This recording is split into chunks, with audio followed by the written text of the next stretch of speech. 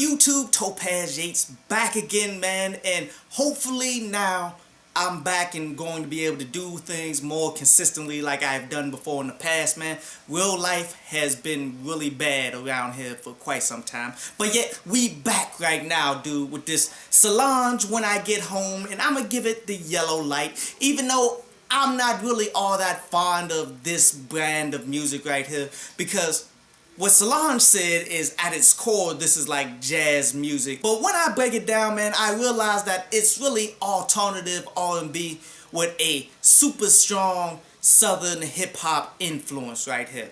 And you can tell this completely with the concept of this project. When I Get Home, she's all but giving us an ode to her hometown, which is Houston.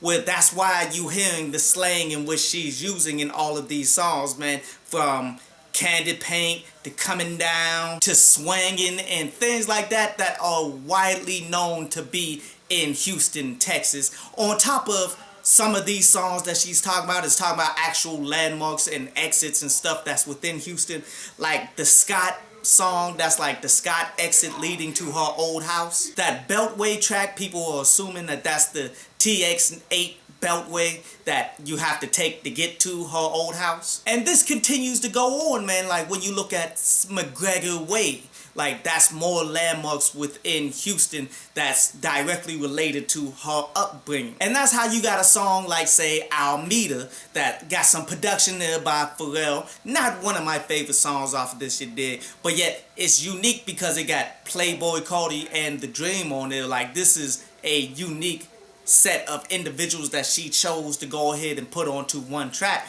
but yet when you listen to it, that's all but an ode to chop and screwed music. Another song that wasn't one of my favorites that I feel as though we definitely should talk about is that My Skin, My Logo, where that got Gucci Mane on it. Also some production there by Tyler the Creator. And lyrically, it's really not all that entertaining, where Gucci Mane and Solange are pretty much talking about what each other likes to do, as it comes off more of an offbeat, like spoken word on top of this production. And I mean, it's a interesting thing that they pieced together, you feel me? But it just wasn't that good. But let's go ahead and break down some of my favorite songs, like that Stay Flow, where this got Metro Boomin doing some production, as it's pretty smooth. As the basic concept here is talking about the dating game and the games that the opposite sexes play on each other.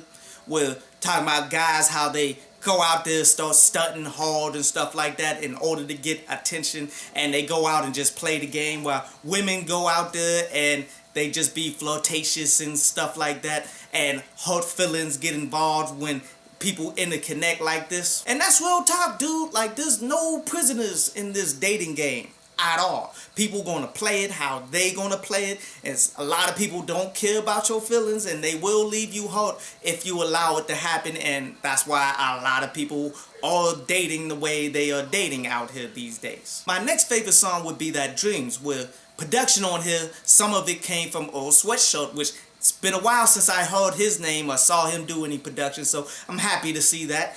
On top of having some audio from Devin the Dude, like at the very end, Devin the Dude does a little bit of singing in it, which is pretty cool. Like lyrically, this falls into the whole line of how most singers, they are super ambiguous with the things that they say. Like they be so super ambiguous that you never really know specifically what they're talking about, and they do this with a purpose, because when you are super ambiguous, then people will apply their own meanings to what you're saying. And by applying their own meanings to this, it automatically means that they associate and they really relate to what's being said here, even though Solange isn't specifically talking about anything. My basic understanding of it is how long it takes for dreams to ultimately be accomplished. You feel me? Like some dreams will evolve as time goes, and it will become something different, but yet you will continuously pursue that,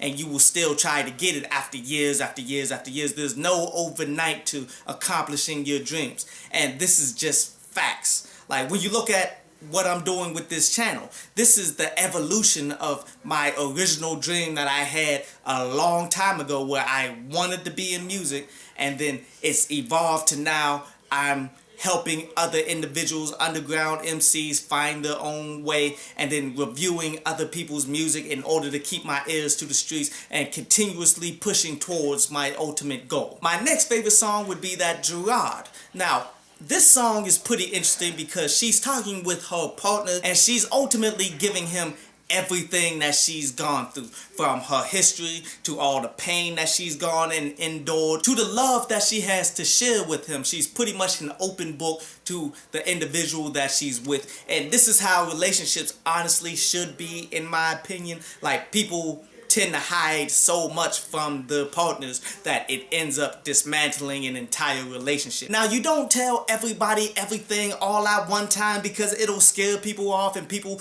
will be annoyed by it and all of that, man. But yet, the person that you choose to literally be with should be the person that knows you the best. And the last song that I really liked was that I'm a Witness, where this was simplistic right here, where she's all but saying that she's a vessel for God. God can use her to speak his word through her at any time and such, which she got super spiritual at the very end of it, which I definitely enjoyed it. And she said in one of the skits here that being just a musical artist, it limits who she is, so therefore she can do anything and everything under the sun. So her doing a spiritual song, especially one to close out the entire album, man, should not have been a surprise. She is pretty versatile to be able to do pretty much anything she wants to do as an artist. So I supported those songs, were pretty solid, you feel me? Overall, this project wasn't bad, but it wasn't a great project either. Like, Solange doesn't have the greatest of voices. The messages that she's kicking ain't really the strongest messages. I personally do feel as though she is a bit overhyped by her fan base, who ride or die by the music that she puts out, just like how people do with SZA, where they do somewhat complimentary music to each other, you did, and neither of them are really that great musically. So I'm gonna give this project, man, a 5 out of 10. It's actually a decent listen, worth breaking down a bit. I'd give it 3 or 4 listens, but then it's not that strong to get replay value off of it consistently, you dig, but it's alright. I hope you enjoyed the show. You can follow me at Twitter up there, and you can go to downloadpass.com, that's down there, to read today's article.